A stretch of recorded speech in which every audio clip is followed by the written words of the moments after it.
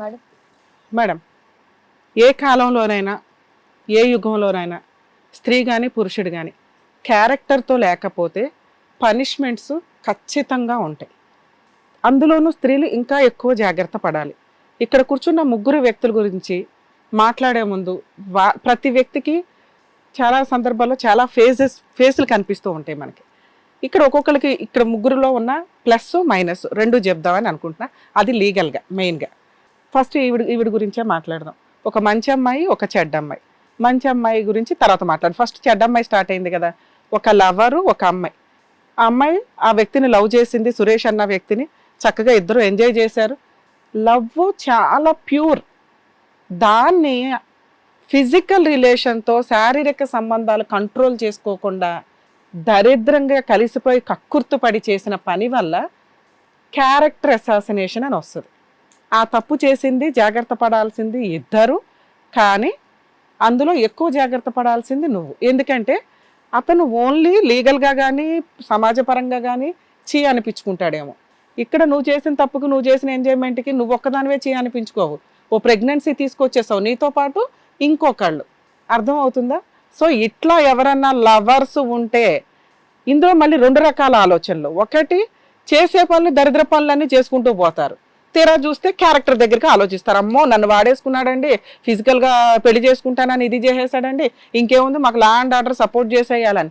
తప్పు చేసేటప్పుడు తెలియదా మీకు? ఫిజికల్గా కమిట్ అయ్యేటప్పుడు తెలియదా? అరే ఏం జరుగుతుందో తెలుసు, ఎక్కడ తీసుకెళ్తున్నాడో తెలుసు. 2 సార్లు 3 సార్లు ఆపిందానివి పెళ్ళి అయ్యేదాకా ఆపుకోవాలా?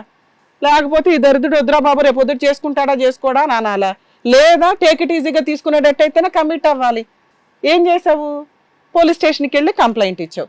అంటే మీ దృష్టిలో కమిట్ అయిపోయి తర్వాత అతను చేసుకోను అంటే లా అండ్ ఆర్డర్ సపోర్ట్ ఉంటుంది కాబట్టి కాళ్ళ దగ్గరికి తెచ్చుకోవడానికి ఒక అవకాశం ఉంది అని. అది మీరు కమిట్ అయ్యేటప్పుడే ఆలోచించుకోవాలి కదమ్మా. ఇది చాలా డేంజర్ బిహేవియర్. ఇలాంటి లేడీస్ని, ఇలాంటి వాళ్ళని యాక్సెప్ట్ చేయకూడదని నా ఉద్దేశం. ఒకవేళ నీకు ప్రెగ్నెన్సీ రాకపోతే నువ్వు పోలీస్ స్టేషన్కి వెళ్ళి సార్ నన్ను పెళ్లి చేసుకుంటానని వాడేసుకున్నాడండి అంటే వాడేటప్పుడు నువ్వేం చేస్తున్నావు? వెళ్ళకూడదు కదా నువ్వు. అసలు నువ్వు వెళ్ళకుండా ఉంటే అబ్బాయి నిన్ను పెళ్లి చేసుకోనని వాళ్ళ ఇంట్లో వాళ్ళు ఆల్రెడీ చెప్తున్నారు. అరే వద్దురా బాబు మనకు ఆ అమ్మాయి అని. వాళ్ళకంటూ ఒక ఫీలింగ్ ఉంటుందిగా. ఆ తల్లిదండ్రులకి రెస్పెక్ట్ ఉండదా? ఆ అబ్బాయి ఏదో ఏజ్లో నిన్ను చూసి అట్రాక్ట్ అయ్యాడు, ప్రొసీడ్ అయిపోయాడు. పెళ్లి అనేసరికి మీ ఇద్దరే కాదు 2 కుటుంబాలు ఉంటాయి. వాళ్ళ ఉన్న మిగతా family members life style depend అయి ఉంటుంది. మీరు గాలికి తిరిగేసి ఇప్పుడు వాళ్ళ అమ్మనో మీ అమ్మనో తిట్టుకుంటూ కూర్చోలేం కదా. సరే మీ అమ్మకంటే అవసరం బ్యాక్గ్రౌండ్లో ఎవరో లేరు కాబట్టి అరే ఎవరో ఒకరు తగినాడా వాడికే ఇచ్చి పెళ్లి చేసేద్దామని. అప్పుడు నీకు కూడా ఇదే ఆలోచనగా. 80% లేడీస్ ఫిజికల్గా కమిట్ అయ్యేది ఒకటి ఎంజాయ్ చేయడానికి, 2 తర్వాత వాళ్ళని బ్లాక్మెయిల్ చేస్తే కమిట్ అయిపోయి ఉంటారు. ఫిజికల్గా కమిట్ అయిపోయి ఉంటే కనుక చచ్చినట్టు వాడు పెళ్లి చేసుకుంటాడు, లాక్ చేసేయడానికి ఒక అవకాశం ఉంటుంది అని. ఇలా నువ్వు చేయకుండా ఉండుంటే ఈరోజు ఇక్కడ కూర్చోవాల్సిన పని లేదు. అర్థమవుతుందా? మీలో ఉన్న నెగిటివ్ క్యారెక్టర్ నాకు అనిపించింది అది. లీగల్గా మీరు పోలీస్ స్టేషన్కి వెళ్ళి పెళ్లి చేసుకునే ముందు ప్రెగ్నెన్సీ రాకుండా ఉంటే నువ్వు పోలీస్ స్టేషన్కి వెళ్ళేదానివి కాదు. ఫిజికల్గా కమిట్ అవ్వకుండా ఉంటే నువ్వే ఆఫ్టర్ ఆల్ నువ్వు ఎవడరా అని వదిలేసేదాన్ని. ఈ 2 చేసేసి నేను పతివ్రతనండి అంటూ పోలీస్ స్టేషన్కి వెళ్ళి కేసు ఫైల్ చేసావు. వాళ్ళు ట్రాప్ చేస్తారు, జాగ్రత్త పడాలి. ట్రాప్ చేస్తే ఇలా ట్రాప్ చేస్తున్నాడు అంటే ఆ రోజు నువ్వు పోలీస్ స్టేషన్కి వెళ్తే నువ్వు క్యారెక్టర్తో వెళ్ళినట్టు లెక్క. చేయాల్సిన పనులన్నీ చేసుకుంటూ వెళ్ళిపోయి మమ్మల్ని రక్షించండి అంటే అన్ని కేసుల్లోనూ కుదరదు. 2, నీలో ఉన్న మంచితనం. ఏ అబ్బాయితో అయితే నేను ఫిజికల్గా ఇది అయ్యానో ఎలా అయినా అతన్నే మ్యారేజ్ చేసుకోవాలి అనుకున్నావు, చేసేసుకున్నావు. అది నీ మొండితనం, నీ అవసరం, నీ ఇది. కానీ పెళ్ళయిన తర్వాత పర్ఫెక్ట్గా లేకపోతే వదిలేసి వెళ్ళిపోవచ్చు. నువ్వు జాబ్ మానేశాడు, తాగుడు, కనీసం నీకు తిండి కూడా పెట్టట్లా. 3 years నువ్వు నీ కూతురుతో పాటు మీ కూతురుతో పాటు మీ హస్బెండ్ని కూడా పోషిస్తూ వచ్చావు. అవునా? సో ఇక్కడ ఒక భార్యగా నీకు ప్లస్ పాయింట్స్ పడినాయి. నెక్స్ట్, అతన్ని క్యారెక్టర్ అసాసినేషన్ చేస్తున్నాడు. ఎప్పుడన్నా ఒక హస్బెండ్ని ఎప్పుడు వదిలేయాలి? ఫిజికల్ అటాక్స్ ఉన్నప్పుడు, క్యారెక్టర్ అసాసినేషన్ ఉన్నప్పుడు, అస్సలు పనికిరాడరా బాబు ఇతను, ఆల్రెడీ అన్ని రకాల హెరాస్మెంట్లు నడుస్తున్నాయి అన్నప్పుడు వదిలేయాలి. ఇక్కడ అవేమన్నా ఉన్నాయంటే 2 ఆల్రెడీ మీ కేసులో ఉన్నాయి. మిగతా చిన్న చిన్న రీజన్స్తో కాపురాలు నాశనం చేసుకుంటారమ్మా. కానీ నువ్వు అలా కాదు. సో ఇక్కడ నీకు ప్లస్ పాయింట్లు పడినాయి. ఒకటి, ఆ కూతురు మా ఇద్దరికే పుట్టిందండి అంటున్నావు. స్టిల్ ఇప్పటికీ నా భర్త కావాలండి అంటున్నావు. అర్థమవుతుందా? సో కాపురం నిలబెట్టుకోవడానికి ఒక వైఫ్గా నువ్వు 100% ట్రై చేస్తున్నావు. అతను ఇంత క్యారెక్టర్ అసాసినేషన్ చేస్తున్నా కానీ నువ్వు నిలబెట్టుకోవడానికి చూసావు. ఇక్కడ నీకు కొంచెం హ్యాట్స్ ఆఫ్ చెప్తున్నాను. సో బిఫోర్ మ్యారేజ్ ఆడపిల్లలు ఎలా ఉండకూడదో ఈఎంఐ ఎగ్జాంపుల్, ఆఫ్టర్ మ్యారేజ్ కాపురం నిలబెట్టుకోవడానికి ఎంత దూరం అన్నా భర్త కోసం వెళ్ళొచ్చు అనడానికి కూడా ఈఎంఐ ఎగ్జాంపుల్.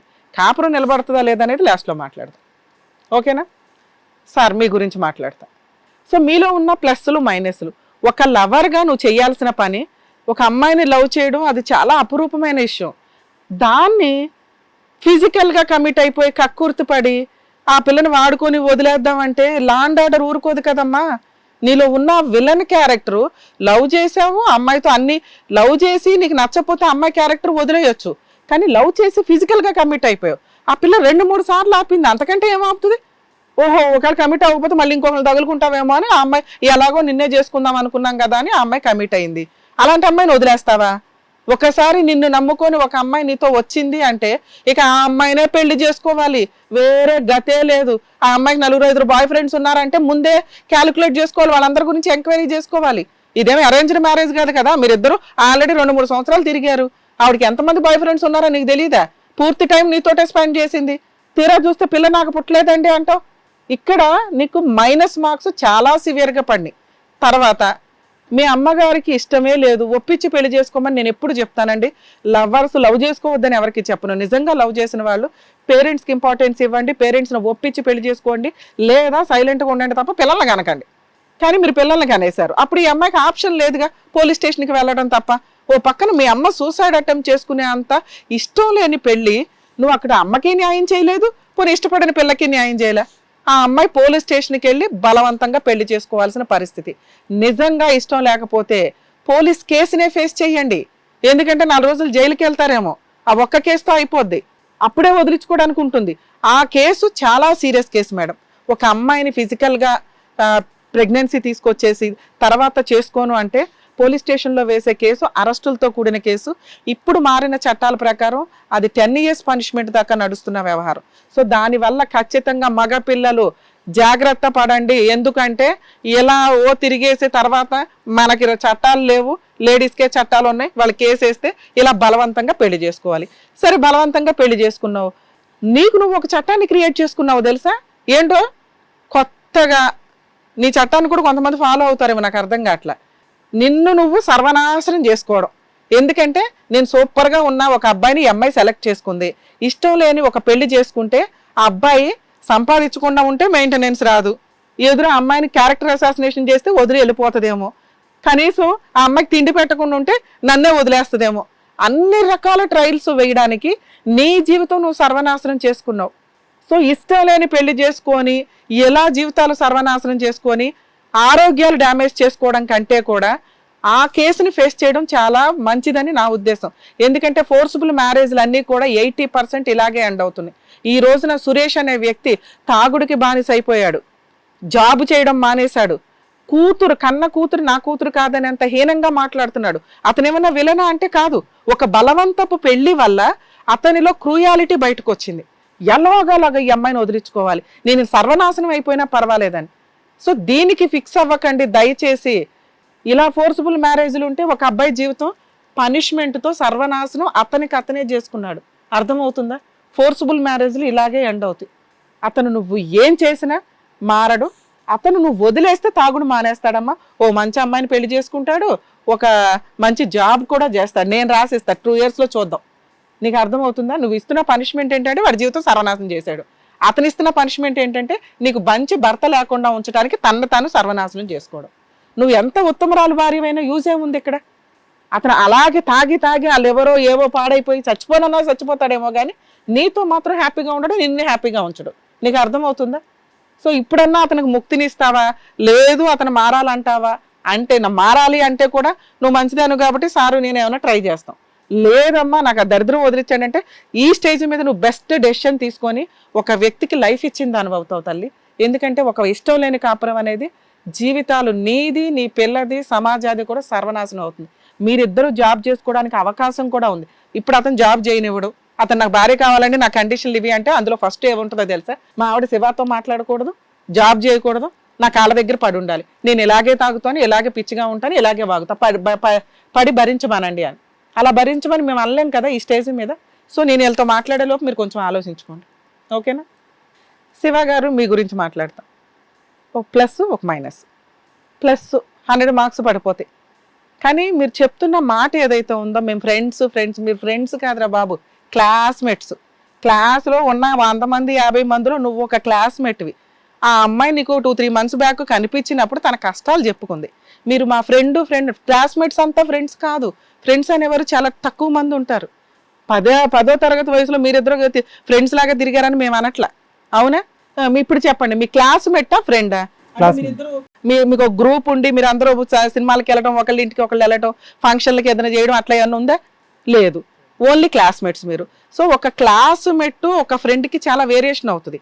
మీరు ఫ్రెండ్ అనడం వల్ల ఖచ్చితంగా ఒక డౌట్ రేజ్ అయిపోతూ ఉంటుంది ఇప్పుడున్న జనరేషన్కి. ఎందుకంటే సమాజం స్పాయిల్ అయిపోయింది కదా నాన్న. అక్కడ మంచోళ్ళని ఎత్తుక్కుంటూ ఉంటే పూర్తిగా బురదన్న దాంట్లో ఒక మంచోడు ఉన్నా ఆడే కనిపించడు, ఆడే తేడా అన్నట్టు ఉంటుంది. ఇక్కడ పరిస్థితి అలా అయిపోయింది. నీ మంచితనం తేడాగా కనిపించి ఒక కాపురంలో పాయిజన్ చుక్క అయిపోయింది. అర్థమవుతుందా? సో మీరు క్లాస్మేట్స్ ఒక అమ్మాయికి హెల్ప్ చేయాలనుకున్నారు. ఎవరికి హెల్ప్ చేస్తారు? వీళ్ళిద్దరూ కలిపి వచ్చి అడిగితే మీరు చేసిన హెల్ప్ ఈ రోజున ఒక కుటుంబాన్ని నిలబెట్టినట్టు అయ్యేది. మీరు హస్బెండ్ యొక్క పర్మిషన్ లేకుండా ప్రాబ్లమ్స్ ఉన్న అమ్మాయికి హెల్ప్ చేయడం వల్ల అపాత్రదానం అయిపోయింది. అర్థమవుతుందా? సో ఇప్పుడైనా మేము మిమ్మల్ని ఏమి అనట్లేదండి. ఇలా నిజంగా భార్యాభర్తలు ఉంటే భార్యాభర్తలు కలిపి వచ్చి అడిగితే ఈ కేసులో అన్నా కానీ వీళ్ళిద్దరూ కలుస్తామంటే అతన్ని యాక్సెప్ట్ చేస్తేనే జాబ్ కంటిన్యూ చేయండి. లేదా రెండో పాయింట్, ఒకవేళ ఈ అమ్మాయి వాళ్ళ హస్బెండ్ని వదిలేస్తాను అంటే ఈ అమ్మాయి జాబ్ కోసం మిమ్మల్ని అడుగుతుంది, మీరు హెల్ప్ చేయండి. ఎందుకంటే మీరు ఇస్తున్నంత ఆఫర్ జాబ్ ఇంకెక్కడ జరగదు అమ్మాయికి. మీరిద్దరు జస్ట్ ప్యూర్ ఫ్రెండ్స్ క్లాస్మేట్స్ మాత్రమే. మేబీ ఇప్పుడు ఫ్రెండ్షిప్ కంటిన్యూ అయ్యి ఉండొచ్చు నాకు తెలిసి. సో ఈ కంక్లూజన్ అనేది ఇన్ కేసు వీళ్ళిద్దరు తీసుకునే డెసిషన్స్ మీద డిపెండ్ అయి ఉంటుంది. మీరు హెల్ప్ చేయాలా వద్దా అని మీరు ఇంటికి వెళ్ళినాక కానీ తర్వాత ఆలోచించండి. అమ్మ మీ ఇద్దరు కలిసి ఉన్నారా లేదా? మేమిద్దరం కలిసి ఉన్నాం, మీ ఆయన నువ్వు వచ్చి అడిగితే ఇస్తా. ఎందుకంటే వీళ్ళకి ఇంత మంచి జాబ్ బయట అయితే దొరకదు. కుదిరితే వాళ్ళ ఆయనకు కూడా ఇవ్వండి, మా రిక్వెస్ట్ ఇది. రెండు, ఒకవేళ వీళ్ళిద్దరూ విడిపోయారు అనేది లీగల్గా మీకు పర్మిషన్ దొరికినాక ఆ అమ్మాయి మిమ్మల్ని అడిగిద్ది. మీరు హెల్ప్ చేయాలనుకుంటే మీ క్లాస్మేట్ కమ్ ఫ్రెండ్కి హెల్ప్ చేసుకోండి, ఓకేనా? ఇప్పుడు అమ్మాయిని అడుగు. సార్ మిమ్మల్ని అడిగారండి, డ్రింక్ మానేస్తారా? మంచి అమ్మాయి, బయట ఇలాంటి అమ్మాయిలు దొరకట్లా, ఆ అమ్మాయి నీతోనే ఫిజికల్గా ఉంది. మాకున్న సీనియారిటీకి నీకు అర్థమై ఉంటుంది కదా సురేష్, మీకు క్లారిటీ ఉండాలి. ఓకే, వీళ్ళు ఎంతో ఎంక్వైరీ చేసిన తర్వాతే ఎక్స్పర్ట్స్ చెప్తున్నారు మా ఆవిడ క్యారెక్టర్ అమ్మాయి అని. ఇది గుర్తుపెట్టుకోండి, మీ ఆవిడ క్యారెక్టర్ ఉన్న అమ్మాయి. రెండు, 3 ఏళ్ళు నీలాంటి వాడిని భరించడం అంటే గొప్పే. సో ఇలాంటి అమ్మాయి అయితే దొరకదు. ఫస్ట్ ఆప్షన్ మీకే ఇస్తున్నాం, ఈవిడిని ఒప్పించాలి అంటే. మీరు ఈ అమ్మాయి కావాలి అనుకుంటే మీ ఇద్దరికి అతన్ని అడిగి రిక్వెస్ట్ చేసి జాబ్ ఇప్పిస్తాము. హ్యాపీగా ఇద్దరు 50,000 శాలరీతో మీ పిల్లని పువ్వుల్లో పెట్టుకొని చూసుకోవచ్చు. తాగుడు మానిపించడానికి సార్ ఆల్రెడీ నీకు ట్రీట్మెంట్ ఇప్పిస్తాను అన్నారు, కౌన్సిలింగ్ ఇస్తా అన్నారు. మీకు ఓకేనా? లేదు మేడం నాకు ఈ పేడ వదిలించండి అంటావా? నీ దృష్టిలో ఇది పేడ? లేదు మేడం, నేను వదిలేద్దామని. Fix madam. సో ఏం చేసినా కానీ నువ్వు ట్రీట్మెంట్ తీసుకోవు. ఈ అమ్మాయిని వదిలేస్తే అన్ని మానేస్తావా? తాగుడు గీగుడు అన్ని మానేస్తావా? జాబ్ చేసుకుంటావా? ట్రై చేస్తాను. సో నీకు మెయిన్ రీజన్ ఏంటంటే ఈ అమ్మాయిని వదిలించడమే ప్రాబ్లం. మిగతా అన్నీ ఆటోమేటిక్గా క్యూర్ అవుతాయి. నానా మీ ఆయన్నే నీకు బలవంతంగా తీసుకొచ్చి ఇవ్వలేవు. నువ్వు బలవంతం పెళ్లి చేసుకోవడం వల్ల అతను సర్వనాశనం అయ్యి నీ జీవితం సర్వనాశనం చేశాడు. నువ్వు ఈరోజు ఇంట్లో కూర్చొని 30,000 క్యారెక్టర్తో సంపాదించుకుంటున్నావు మంచి అమ్మాయి కింద. నీ కూతుర్ని క్వశ్చన్ మార్క్గా వేసేసాడు. అర్థమవుతుందా? నువ్వు ఇలాంటి భర్త కావాలనుకుని అతన్ని ఇంకా పోయేదాకా బతకమంటావా నీ దగ్గరే? లేదా సరే మేడం నేను మ్యూచువల్ డైవర్స్కి వెళ్ళిపోతాను, నాకు నా పిల్లకి ఏమి న్యాయం చేస్తాడో అని అడుగుతావు? తనకి ఇష్టం లేకపోతే డైవర్స్ తీసుకుంటాను మేడం.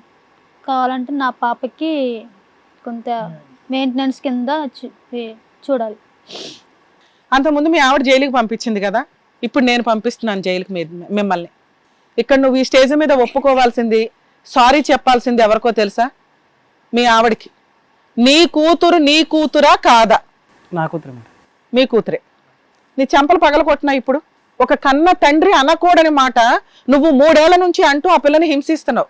నీ చెంపలు పగలగొట్టినా నీకు అర్థం అవుతుందా ఎంత దిగజారి మాట్లాడాడో ఒక తండ్రి అనే పాత్ర వ్యక్తి? అలా ఎవరు మాట్లాడరమ్మా. ఒక మనిషిలో క్రూయాలిటీ ఇలా చేస్తేనే వస్తుంటాయి. అతను మంచోడే, అతనికి ఒక కుటుంబం ఉంది అనకూడదని అతనికి తెలుసు. ఎందుకంటే ఇష్టం లేని కుటుంబం అన్నప్పుడు ఇలాగే ఉంటుంది, ఇష్టం లేని పెళ్ళి అంటే ఇలాగే ఉంటాయి.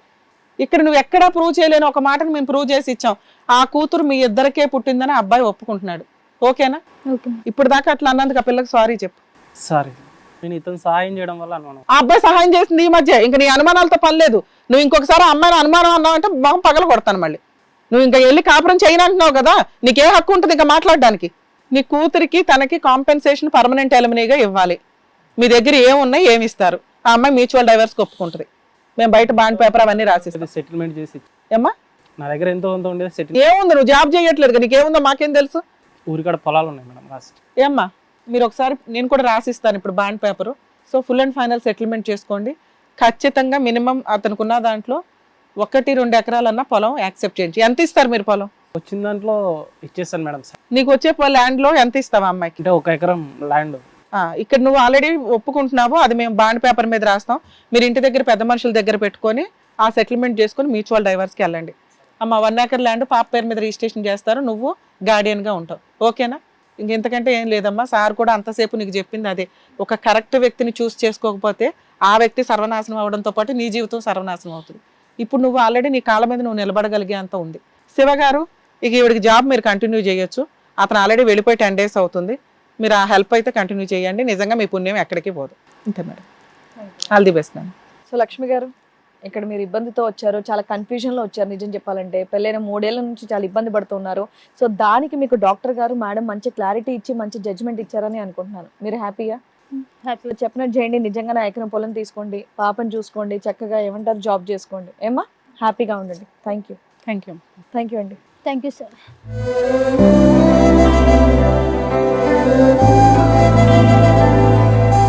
లైఫ్ అంటే ఎంత సింపుల్ అయిపోయిందో. అంటే ఫోర్సిబుల్ మ్యారేజ్లు 90% ఇలాగే ఉంటున్నాయి మేడం. తెలియక ఈ లేడీస్ ఏం చేస్తారంటే చేసేటప్పుడేమో కమిట్ అయిపోతూ ఉంటారు. తర్వాత పతివ్రత లక్షణాలన్నీ గుర్తొచ్చి పోలీస్ స్టేషన్లో కేసులు వేసి బలవంతంగా పెళ్లి చేసుకున్నప్పుడు ఒకటి ఇలా సర్వనాశనం చేయడం, లేదా వాళ్ళు సర్వనాశనం. ఇది కొంచెం చేంజ్ అయితే బెటర్. ముందే జాగ్రత్త పడితే ఇంకా బెటర్ అనేది నా ఉద్దేశం. సో లక్ష్మి గారు న్యాయం కోసం అని వచ్చారు. సో చక్కగా ఆవిడకి చెప్పి పంపించారు. Thank you so much doctor గారు. Thank you so much advocate madam. Hit TV app, ఇందులో short news, live news, entertainment shows, movies, digital magazines తో పాటు మీ జిల్లా వార్తలను కూడా ఫ్రీగా చూడొచ్చు. అంతేకాదు కేజీ నుంచి పీజీ వరకు విద్యార్థులకు స్కాలర్షిప్ కూడా అందిస్తున్నాం. ప్రతి వారం 10 మందికి లక్కీ డ్రా ద్వారా ఒక్కొక్కరికి 10,000 రూపాయలు అందిస్తున్నాం.